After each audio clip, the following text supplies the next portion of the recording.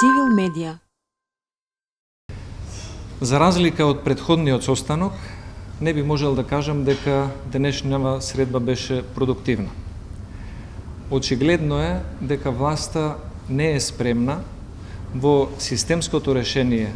за Законот за јавно обвинителство да прифати концепт во кој што обвинителството ќе има поголема одговорност, но и поголема доверба од јавноста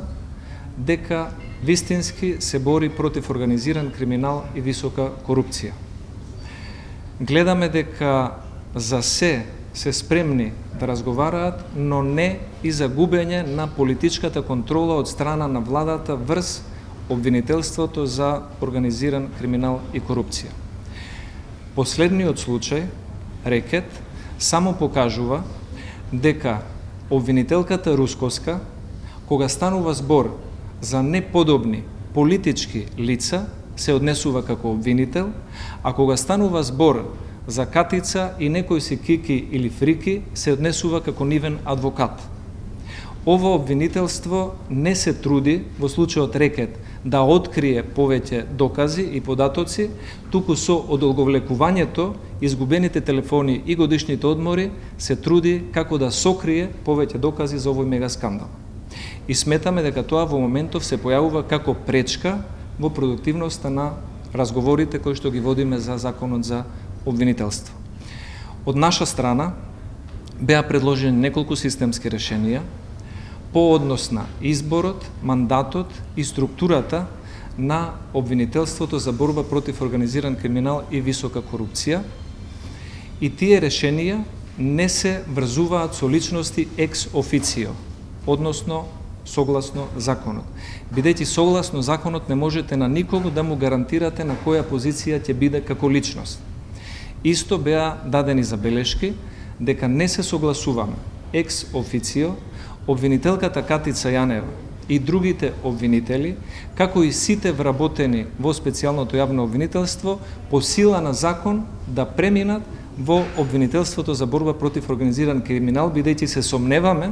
дека некои од нив можеби имаат улога во веќе организираниот криминал наречен рекет. Нашиот предлог е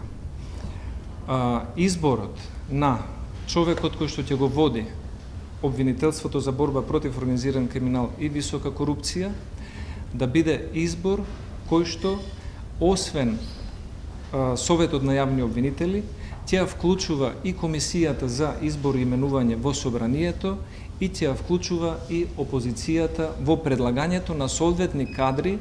при однапред усогласени критериуми заеднички со власта и исполнување на стаж и други квалификации кои што треба да ги поседува еден јавен обвинител.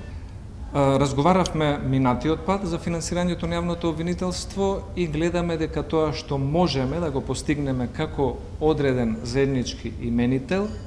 е од прилика процентот 0,4 од државниот буџет кој што би одел за целото државно јавно обвинителство како најмал можен процент за нивно функционирање и сметаме дека тоа ќе помогне во финансиската независност и ресурсите на јавното обвинителство. Очигледно е дека власта не сака да се откаже од Вилма Русковска и очигледно е дека Вилма Русковска им е многу битна за да им служи не како обвинител, туку како адвокат на многу лица за кои што во јавноста постои сомнеш дека се дел од мега скандалот рекет, а се високи функционери на власта. На тиве 30 години се покажало дека власта, без разлика дали е централна, локална или е на друго ниво, има повеќе склоност да прикрива или да сокрива одредени материјали или одредени действија кои што можеби не се согласно законот. Додека опозицијата има поголема мотивираност да открива скандали и да контролира работа на власта. Затоа ова решение во кое што опозицијата би била вклучена во начинот на избор на обвинител за борба против организиран криминал, кој што власта би го изгласала со своето влијание во Советот за јавни обвинители, сметаме дека може да биде еден урамнотежен предлог на контрола од страна на опозицијата кон власта и на поголема одговорност во работата на јавните обвинители кога станува збор за актуелни владени функционери на централно или локално ниво. Цивил медија